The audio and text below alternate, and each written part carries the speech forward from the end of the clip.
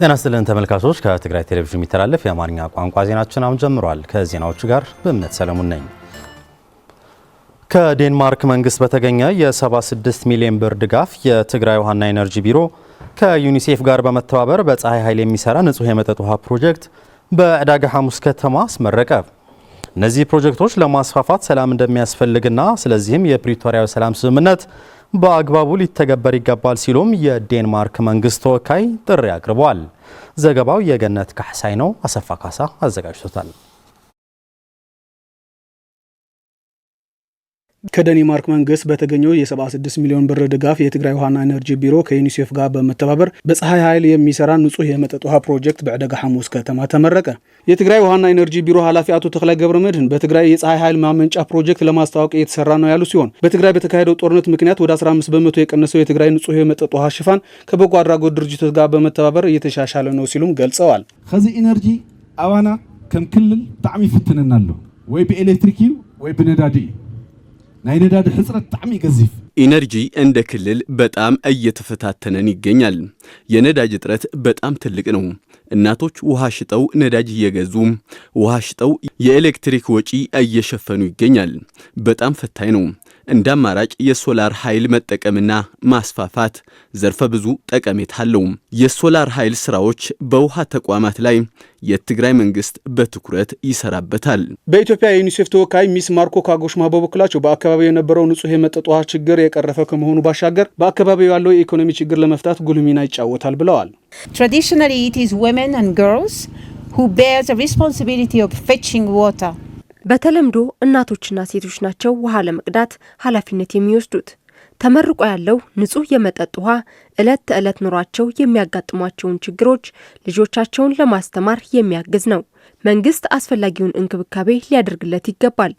የዴንማርክ መንግስት ተወካይ በበኩላቸው የተሳካ ስራ ለመስራት ሰላም ያስፈልጋል ያሉ ሲሆን ጥሩ ስራዎችን ለመስራት የፕሪቶሪያል ሰላም ስምምነት በአግባቡ ሊተገበር ይገባል ብለዋል። If we don't have peace, we cannot achieve all the results that we want. We cannot.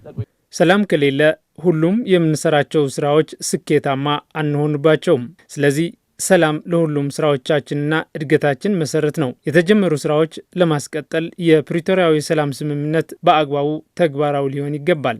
ነዋሪዎቹ በበኩላቸው ለውሃ ወለድ በሽታ እየተጋለጡ እንደነበር ገልጸው አሁን የተመረቀው ንጹህ የመጠጥ ውሃ ችግራቸው እንደቀረፈላቸውና ደስተኞች መሆናቸው ገልጸዋል። መብራት ተጠፊያ ማይንረክብ መብራት ከጠፋች ውሃ እናገኝም ነበር። አሁን ግን በፀሐይ ኃይል የሚሰራ ከጀመረ በኋላ ውሃ እንደ ልባችን ነው እያገኘን ያለ ነው። ውሃ ለሌላቸው ወገኖቻችን እኛ ያገኘነው እድል እነሱም ሊያገኙ ይገባል። ድርጅት እዚህ አይኑ ብልና ህዝብ እዩ። ይህ ድርጅት በትግራይ እያደረገው ያለው ድጋፍ የሚበረታታ ነው። ይህ ፀሐይ ኃይል ማመንጫ ህዝቡ ራሱ ሊጠብቀው ይገባል። ድርጅቱ ከሰራልን እኛ ልንጠብቀውና ልንንከባከበው ይገባል። በትግራይ ደቡባዊ ዞን በኮረም ከተማ የሚገኙ የትምህርት ተቋማት የትግራይ ትምህርት ቢሮ ባወጣው ስርዓተ ትምህርት እያስተማሩ መሆኑን ተገለጸ። ከዚህ ቀደም በአማርኛ ቋንቋ ብቻ ትምህርታቸውን እንዲከታተሉ ይደረግ እንደነበርና በአፍ መፍቻ ቋንቋ ለመማር በተማሪዎች ብቃት ላይ የራሱ የሆነ ተጽዕኖ እንዳለው በመግለጽ አሁን ላይ ይህ እንደተቀረፈላቸው ተማሪዎቹ ተናግረዋል። ለተስፋ የታደሰ ዘገባ ፍሬው ተወልደመድህን።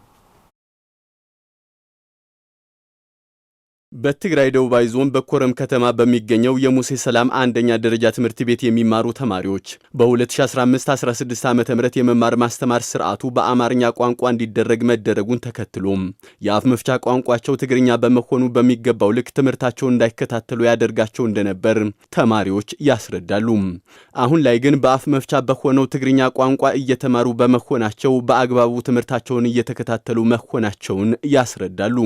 ታውቁ ጊዜ ዛሬና እንኳንስ አብ ተሳትፎ ተማሪዎች እጥሪ በጸጋት ይርከ ማለት ነው።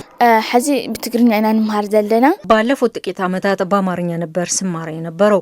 አማርኛ ቋንቋ ብዙም አይገባንም ነበር።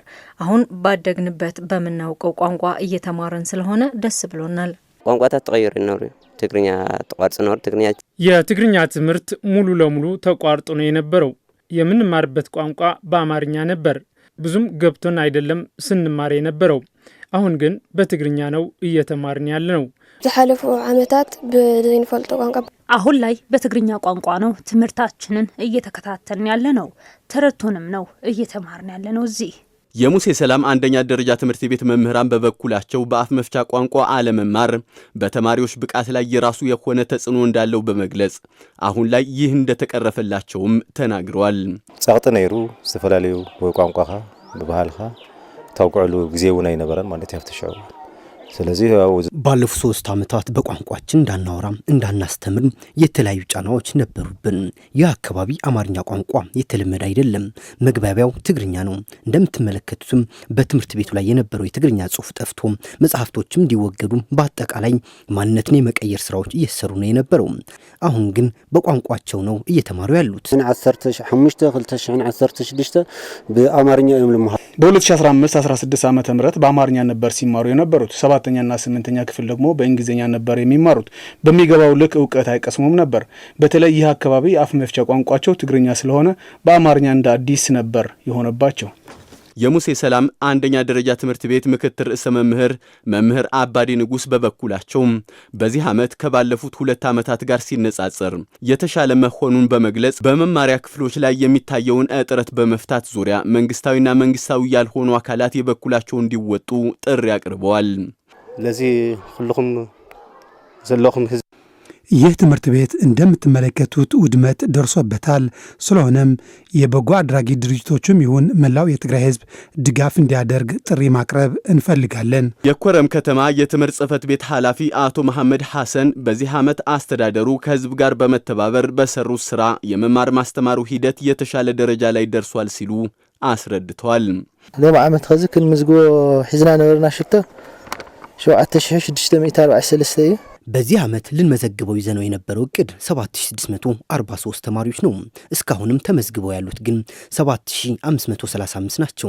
96% እቅዳችን አሳክተናል። ከነዚህ ውስጥም 93% የትግራይ ትምህርት ቢሮ በያዘው መርሃ ግብር መሰረት በአፍ መፍቻ ቋንቋቸው ወደ ትምህርት ገበታ ገብተዋል። ዘገባውን ያቀረበልን ባልደረባችን ስለሻጎስ ነው። በትግራይ ሰሜን ምዕራብ ዞን በታሕታይ አድያቦ ወረዳ የወፍ መንጋ ወረራ በማሽላ ሰብል ላይ ከፍተኛ ጉዳት እያደረሰ መሆኑን ተገለጸ። እስካሁን በተደረገው ጥናትና ዳሰሳ ከ10 እስከ 46% በ42.5 ሄክታር መሬት ላይ ጉዳት ማድረሱን ተገልጿል። ታደሰ ልጃለም በትግራይ ሰሜን ምዕራብ ዞን በታሕታይ አድያቦ ወረዳ የወፍ መንጋ ወረራ በማሽላ ሰብል ላይ ከፍተኛ ጉዳት እያደረሰ መሆኑን ተገልጿል። ቀደም ሲል በወረዳው በሚገኙ 5 ጣቢያዎች ይታይ የነበረው የወፍ መንጋ ወደ ሌሎች 2 ወረዳዎች ተስፋፍቶ ተጨማሪ ጉዳት እያደረሰ መሆኑን በታሕታይ አድያቦ ወረዳ ኢኮኖሚ ዘርፍ ጽሕፈት ቤት የሰብል አትክልትና ፍራፍሬ የስራ ሂደት አስተባባሪ አቶ ተክለ ሃይማኖት ገብሩ ይገልጻሉ። በታሕታይ አድያቦ ወረዳ ኢኮኖሚ ዘርፍ ጽሕፈት ቤት የሰብል አትክልትና ፍራፍሬ የስራ ሂደት አስተባባሪ አቶ ተክለ ሃይማኖት ገብሩ ለድምጽ ወያኔ እንደተናገሩት በወፍ መንጋ ወረራ በወረዳው ከምትገኘው ለምለም ቀበሌ 566 ሄክታር መሬት በማሽላ ሰብል በተሸፈነ መሬት ላይ ከፍተኛ ጉዳት እያደረሰ ነው ሲሉም አመላክተዋል። ኃላፊው አያይዞም እስካሁን በተደረገው ጥናትና ዳሰሳ ከ10 እስከ 46% በ42.5 ሄክታር መሬት ላይ ጉዳት አድርሷል።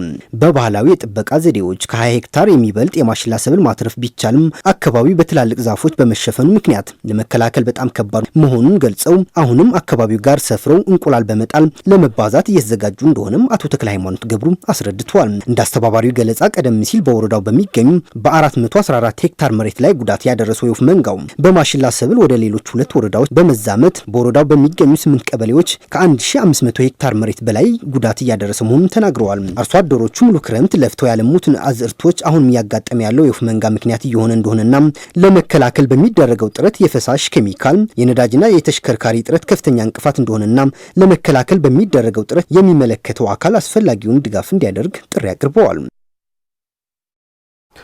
በዓለም አቀፍ ደረጃ በሰላምና ጸጥታ ማስፈን መድረኮች ሴቶችን የማግለል ሁኔታ መጨመሩ የተባበሩት መንግስታት ድርጅት ገለጸ።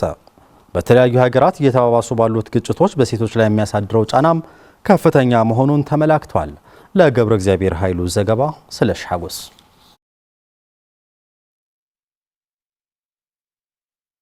እንደ አውሮፓውያን አቆጣጠር በ1946 ዓመተ ምህረት ዓለም አቀፍ ግጭቶች በፍጥነት ይጨምር እንደነበር ያረጋገጠው የተባበሩት መንግስታት ድርጅት ሪፖርት በ2024 ዓመተ ምህረት ብቻ 676 ሚሊዮን የሚሆኑ ሴቶች በ50 ኪሎ ሜትር በሚካሄዱ ውጊያዎች ውስጥ እንደነበሩ ጥናቱ አውስቷል። ከ60 ሚሊዮን በላይ የዓለም ሴቶችና ልጃገረዶች የአስገድዶ መደፈርና ጾታን መሰረት ያደረጉ ጥቃቶች ሰለባ መሆናቸውን ያስታወቁት የተባበሩት መንግስታት ድርጅት የሴቶች ዘርፍ ምክትል ዋና ዳይሬክተር ኒያራድዛይ ጉቦንዝ ቫንዳም በዓለም አቀፍ ደረጃ በሚደረጉ መድረኮች ላይ ሴቶችን ማግለል በመኖሩ ስቃያቸው የሚረዳላቸው አጥተዋል ሲሉ ወቅሰዋል። እንደ አውሮፓውያን አቆጣጠር በ2024 የተካሄዱት ዓለም አቀፍ የሰላም ውይይቶችን እንደ ምሳሌ አድርገው የጠቀሱት ኃላፊዋ 7% ተደራዳሪዎችና 14% የሚሆኑት ብቻ አሸማጋይነት ላይ መሳተፋቸውን አስረድተዋል። ግጭቶችን ለማረጋጋት በሚደረጉ ዓለም አቀፍና ቀጠናዊ መድረኮች ላይ የሴቶች ተሳትፎ ተመጣጣኝ የሆነ ውክልና እንዲኖረው የሚል የተባበሩት መንግስታት ድርጅት አሰራር መኖሩን ያስረዳው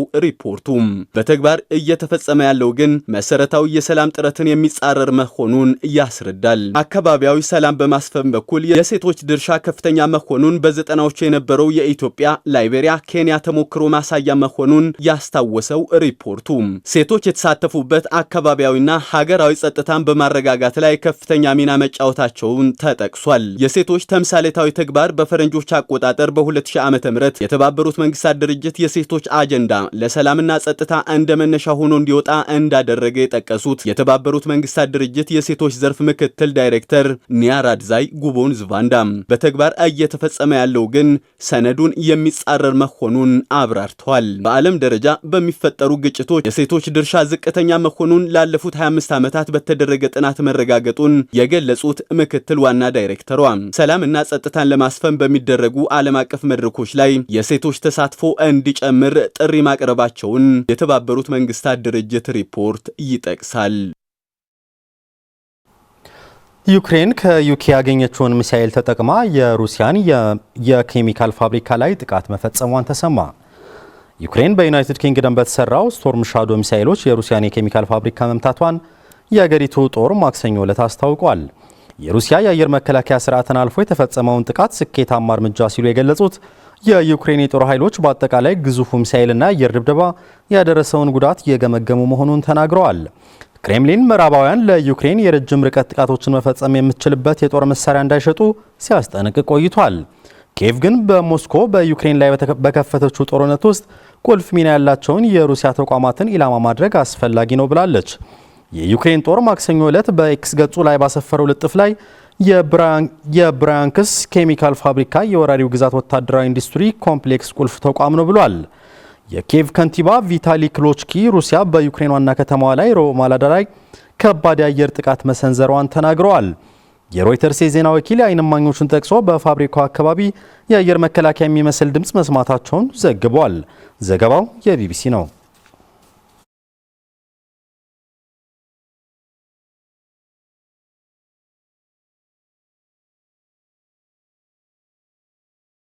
ተመልካቾች ዜናዎቻችን አብቅተዋል። ስለተከታተላችሁ እናመሰግናለን። ሰላም።